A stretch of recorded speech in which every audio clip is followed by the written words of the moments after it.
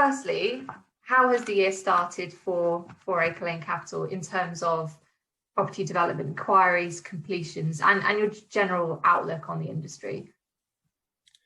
I think the post the first lockdown last year, there were clearly fewer players in the market in terms of lenders.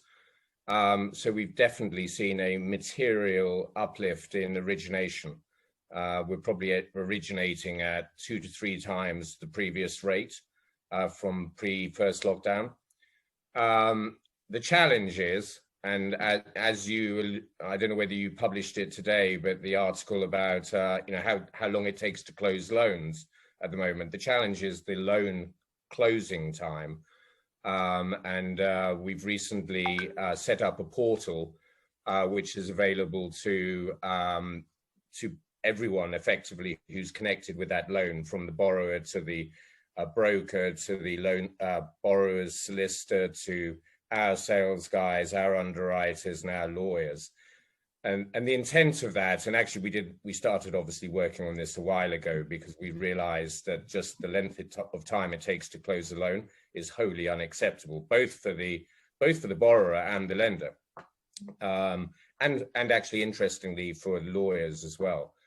Because as things extend out, everyone has to go back to the loan every time they have to address a point, and re-educate themselves. So this timeline is wholly unacceptable from our perspective, and hence we've launched this portal, which should, I think, result in, I mean, my guess is it'll probably cut the time it takes us to to transact, put the loan in place. It'll probably cut the time by 50%. If not more, because it essentially shines a light on who's got the ball, using a rugby metaphor. So perfect. I mean, that's great. I think that is definitely an issue in the market where brokers are seeing completion timelines extend, and anything which helps alleviate any of those issues is definitely welcomed. How else in 2020 did you manage to kind of handle the multitude of challenges that everyone saw, and how has that helped set you up for the year? Sorry, which year? This year? Yes, this year. Yeah. So I mean, we did a number of things during the first lockdown. On day one, we cut our costs by about 70%. It was painful for all around, but I've been through a number of downturns in finance, and the key to it always is to get to the other end. If you can get to the other end, there's less competition, there's therefore more opportunity, and whilst it's an opportunity loss during the period of stagnation, if you like, that we in part have had over the course of the last year, it's not a disaster if you can make it through it, because what's available at the other end is better, arguably, for the people who survived than it was pre the first lockdown and pre the pandemic. So first thing was we cut costs. Secondly, we reassured all of our lenders that we wanted to help them through this period. We recognized that there might be cost overruns, there might be time overruns, and we encouraged them to come to us early, if you like, rather than late in the day. The later in the day people come, the developers come to us, the more pressing it is and the more difficult it is to provide, help. So we ended up extending a good chunk of our loan book, if only to provide confidence to the developers that they had the time to do the right thing. As it's happened, we've definitely had redemptions faster than pre the pandemic, and that was almost certainly due to the frothy house market we saw when we came out of the first lockdown. So it hasn't been a bad, as it's turned out very well. And the other thing we did a lot of during that first, after we had that first phone call saying, please be reassured, we're here to help, we then delved into each loan in an enormous amount of detail. frankly, because we had the time to, but also because we did maybe 10% of the lending that we would have expected to do during the first lockdown. We went through every loan to establish where the issues might be, because they were in various stages. And actually, as I said, we extended a fair amount, but that was because effectively the pandemic closed a number of building sites. Not all of them, but some of them were closed. Some of them couldn't get materials, so we needed to provide the support that was in our capacity to provide to those developers. You also furthered that support later on in the year when you launched the 3 development exit finance products that you have, including the DPC, the damp proof course exit loan. Yeah. Why did you decide to launch each of these products at that time? As you call it, the DPC, but we call it the out of the ground, which is effectively at the point where the damp proof course is laid. So that development exit loan, if you like, was something we've been doing for years. Since we opened the doors of Acre Lane Capital, we just never marketed it as a development exit loan. And we'd never really gone out there and said we can do refis of development loans at such an early stage. That said, we've probably done, it hasn't been a huge amount, but 4 or 5 of those every year since we opened, so over the last 2.5 years, maybe a bit higher, but something in that order. And it is, it's kind of rewarding on 2 fronts. One is economically, it's rewarding, as every loan should be to some degree. And secondly, you find yourself with a developer who's almost literally both literally and figuratively in a hole. And the reality is it's quite pleasing to be able to try and help him and to help him out of that hole, such that he can continue his development. The other issue was during the first lockdown, there were a number of lenders who stopped making draws or allowing draws. We didn't do that, but there were a number of lenders that did, as a result of lines being frozen. And in some cases in the peer-to-peer world, peers weren't willing to support the draws, et cetera, et cetera. So there was a bigger opportunity, and has been a bigger opportunity to replace lenders simply because lenders weren't performing.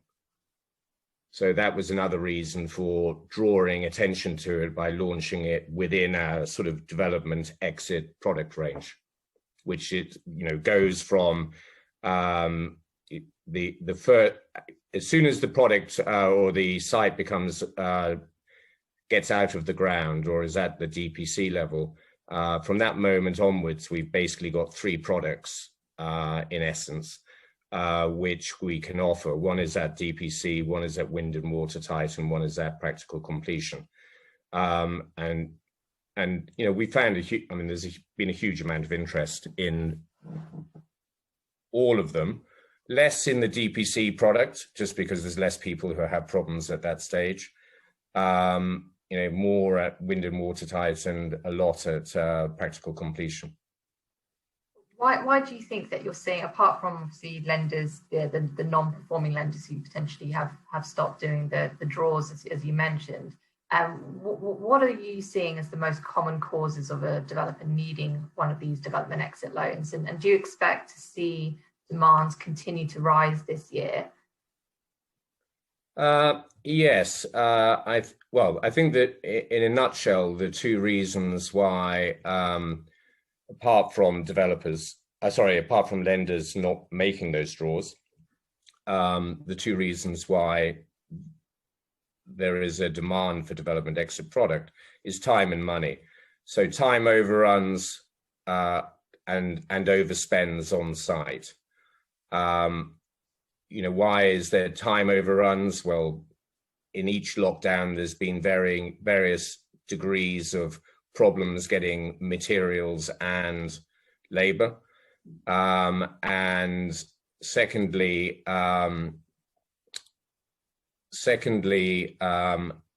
think there's a lot, because of these time and cost overruns, a lot of lenders are trying to force their clients, i.e. developers, into refinancing. And that could be for a variety of reasons, of which I have no, I mean, I can postulate, but I don't know why they're doing it. If I had to postulate, I would suggest it's because they want to prove that they can still get redemptions in the book, et cetera, et cetera. But, you know, there's definitely some benefit if you're managing a loan book and you've got external funders to have continuous redemptions. So that might be the core reason, but I don't know why. Right. Okay. So it's more of a push for them to refinance rather than to extend after having those cost and time overruns. Yeah, and most people have a limit to how much they'll extend by. You know, it might be 3 months for sake of argument. They won't do a second extension, and so on and so forth. I mean, we take a more pragmatic view on extensions, which is, you know, if from a risk reward perspective, it's the right thing to do, then we'll do it, whether it's the first extension or the second extension. We've never had a third, but we've definitely had seconds. And we've never had a third because the borrower got out of the loan by redeeming, not refining, by actually selling units. So, yeah. So you've obviously mentioned, you know, the time overruns and spend overspending as well has been quite prevalent over the last year or so. How will the lockdowns, socially distanced precautions on site, and also the new Brexit deal impact the development market and the demand for development exit loans? And why will these products be crucial to face these? That's a lot of questions in one go there. To make it simple, I actually think that Brexit and COVID have a similar impact, although we may not have seen the impact of Brexit as yet. So I've definitely, well, we certainly haven't seen the full impact, if there's going to be one. You know, COVID, we've talked about it already, which is time and money has been the impact. Outweighed by the frothy housing market when we came out of the first lockdown, which is ironic in my mind. I thought it was going totally the opposite direction, but what do I know? The Brexit, you know, we've definitely seen delays on getting EU sourced goods. Now, I don't know whether that's going to disappear over time as people get more used to exporting into the UK. I believe that, I believe and hope that that's the only issue, and that issue will, you know, ameliorate or, you know, get smaller as time progresses and people get more used to the process of export into the UK. You know, there might be some economic consequences to the foreign exchange rate, but I long ago tried to give up predicting foreign exchange rates. So moving forward, so other areas of opportunity which you potentially are looking at as a business, do you see any prospects in other property sectors you aren't currently in? Aren't currently in? That you aren't, yeah. Yeah. No. At the moment, we're very keen to stick to our knitting, which is residential. There's a couple of things that we are going to be doing, one of which I don't want to talk about at the moment because it's in early stages. But the item or the change, if you like, in our product suite that will come in the next 2 to 3 months is we will start mezz lending. On effectively development sites and possibly bridge loans. You know, that said, I don't know. I'm not at all sure why we don't why we don't do very much in bridge loans, but we don't do very much in bridge loans. So whether we can provide a second behind a senior or not may be a moot point. Even though we have really aggressive rates, we just seem to be seen as a development finance lender and heavy refurbishments and development exit lender, and that's it. So I would love to take the opportunity to push the fact that we can do lots of and large bridge loans, and our funding rate is 0.59% per month, which I think is pretty aggressive. What's the max loan size you do on the bridging side? We probably wouldn't underwrite a single unit.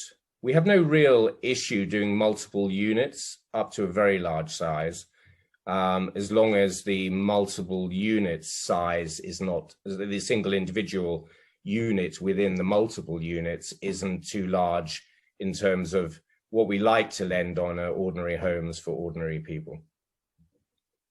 The aggregate loan side the aggregate loan size is really not an issue. We haven't won any, but we've definitely quoted on a number of 20-25 million pound loans across a portfolio of underlying assets. And what obviously you talked about loan sizes that you have appetite for, but what is Acre Lane targeting to lend this year, and how much of that will be through through the development exit offering that you have? We've been targeting 100 million for the last 2 years. Last year we expected to breach that quite easily. We didn't, for obvious reasons. And so we're therefore targeting 100 million again this year. We're not, we haven't been a million miles away, but we've set ourselves what hopefully is a achievable target rather than a impossible ask. How are you looking to take a bit more of market share this year to try and reach those targets? I think there's, not increasing, that's the wrong word. I think there is a need in the market for better process in terms of how can you deal with the client better than the next lender. Is it a process that is easy for the broker to go through with the lender, or is it a process that's difficult? Once the loan is done, are the draws difficult or easy? All of these things, and I think we've probably been look back on some of the things that have happened over the course of the last year. We probably not, or the last 2 years. We probably haven't, in fact, I know we haven't been as efficient as we could be. We recently made a decision that actually we need to position ourselves so that we can grow a lot. And we weren't positioned to be able to grow a lot. Without doubt, we weren't. We were kind of capped almost by our infrastructure. And as a consequence of that, we've hired a COO and we're starting to backfill various positions, but also build an infrastructure, electronic infrastructure, which allows sharing of, the portal is an example of it. It's a bit of it that's visible to the market. But what's important to us is that, we can improve. I'm not saying we've got a bad reputation. I don't think we have at all, but we need to improve it and become known as an efficient lender who is easy to deal with. And that requires more infrastructure, more effort, et cetera, et cetera. So that's what we're working on.